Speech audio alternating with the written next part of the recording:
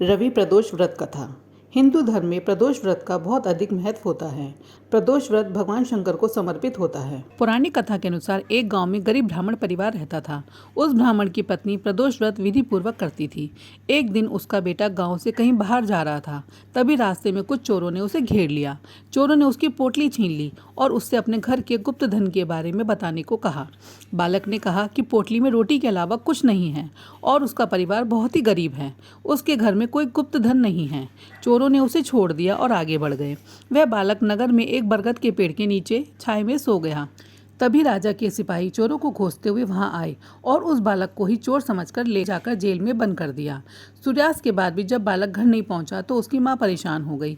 उस दिन वह प्रदोष व्रत थी। उसने शिव पूजा के समय भोलेनाथ से प्रार्थना की कि उसका पुत्र कुशल हो, उसकी रक्षा करे।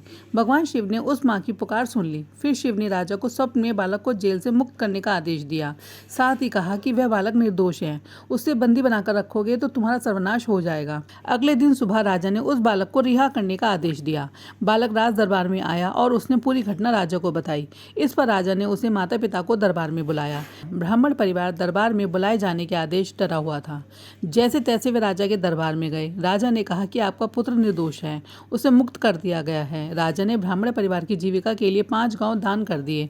भगवान शिव की कृपा से वह ब्राह्मण परिवार सुखी पूर्वक जीवन व्यतीत करने लगा। इस प्रकार से प्रदोष व्रत की महिमा का बखान किया गया है।